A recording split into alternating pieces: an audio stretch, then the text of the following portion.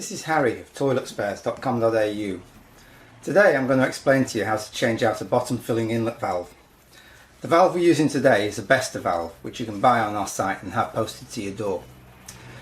If you aren't familiar with threads and fittings, you might want to watch part 1 and part 2. Remember, in New Zealand it's okay to do this work, but in Australia it requires a licensed plumber. You shouldn't need more than an adjustable spanner, perhaps a Phillips screwdriver to do the job. First thing you need to do is to remove the cistern lid. I've explained how to do this in the first video. Then you need to turn off the water for the cistern. If you have a bottom entry valve, then there'll be a flexible hose underneath the cistern, like this one. So you follow this hose down and it should come to a tap, which looks something like this, and you turn the tap off. If you can't find the tap for whatever reason, you might have to turn off the water to the whole house. Okay, so having turned off the water, we flush the toilet to empty it. If the water's turned off, it won't fill back up again.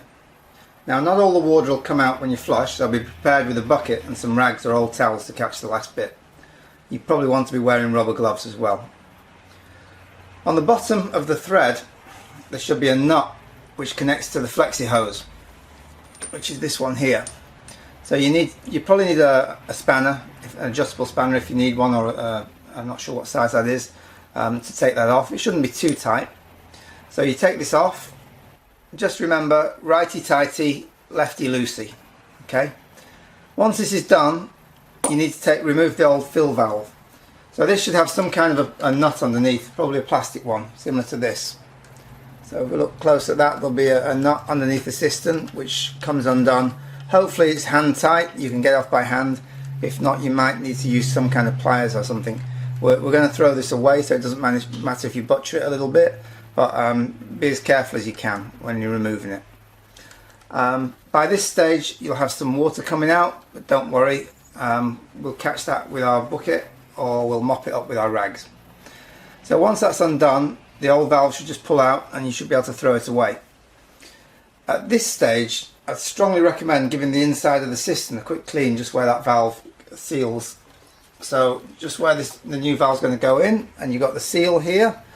So where your old valves come out, just on the inside, just get a bit of Scotch-Brite and give it a good clean around in that area with some Scotch-Brite, maybe some washing up liquid, and make it nice and clean so there's no rough scale or anything around that seal, so that the new valve can seal properly.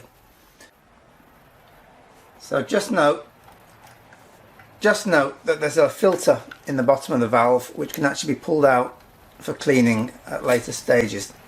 So you might need a pair of pliers once that's been in there for a while, but that filter lives in there and it's just a push fit inside. You can see that. Okay, so now we need to prepare the valve to be fitted. Okay, so there's a clip here, you can see that, on either side.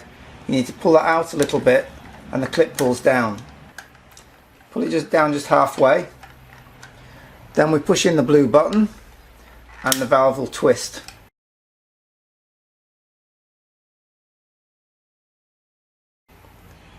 And that will then clip in, the clip will then clip into those little holes there. And now this valve will expand or detract. Now once we put the valve in the cistern and we have we set the level to the correct level, then we twist it back and we just clip that up, and that's it, it's fixed then. But before we fit the thing in, I'll push the button in, give it a twist, and then we fit the valve.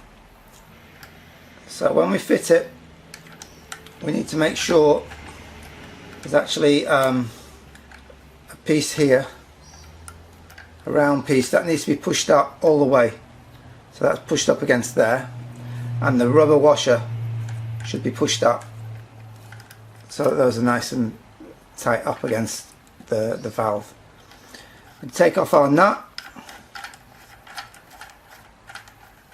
and the white washer.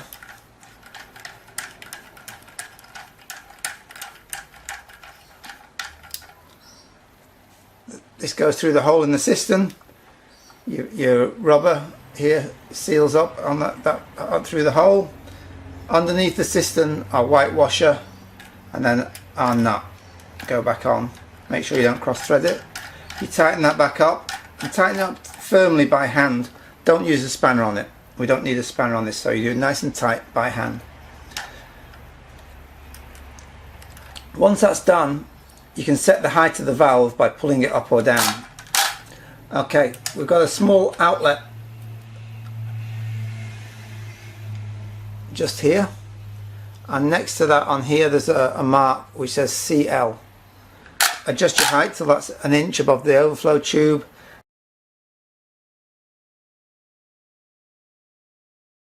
And then we can twist our valve and push our clip back up.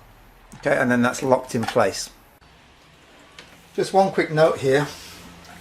On this particular valve, there's a little spigot here, which is used for a tube, as a fill tube, and the point of that is to, on some toilets, to stick some water down into the toilet itself when you've actually flushed the toilet, because some of them they siphon out and the water from the bottom maybe doesn't fill the U-tube quite properly, and the drain will be open.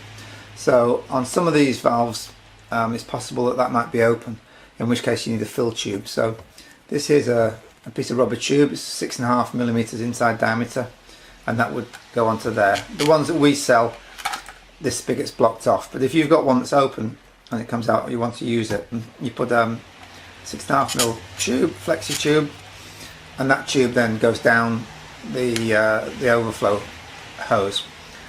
Important to note here that this must not go down further than the top of the water level. If it does, you'll get a siphon effect and the thing could leak. So it should just be, preferably, the best thing is to clip that somehow to the top of the overflow hose, so it's the overflow pipe, so it's well above the level of the water, which should be about an inch or so below the level of the overflow pipe. All that's left to do is to turn on the water and make sure the level's okay. If it's not, you can adjust the level using this blue screw. If you screw it in clockwise, it'll increase the level of the water. If you screw it out, it'll reduce the level of the water. So try a few flushes, and if all works well, put the lid back on the cistern and you're all done. Don't forget to subscribe and like the channel, and visit our website at toiletspares.com.au, or our Facebook page. Type @DonnySpares into the search bar and it will come up with Toilet Spares Facebook page. Thanks so much for watching, and I'll see you on the next video.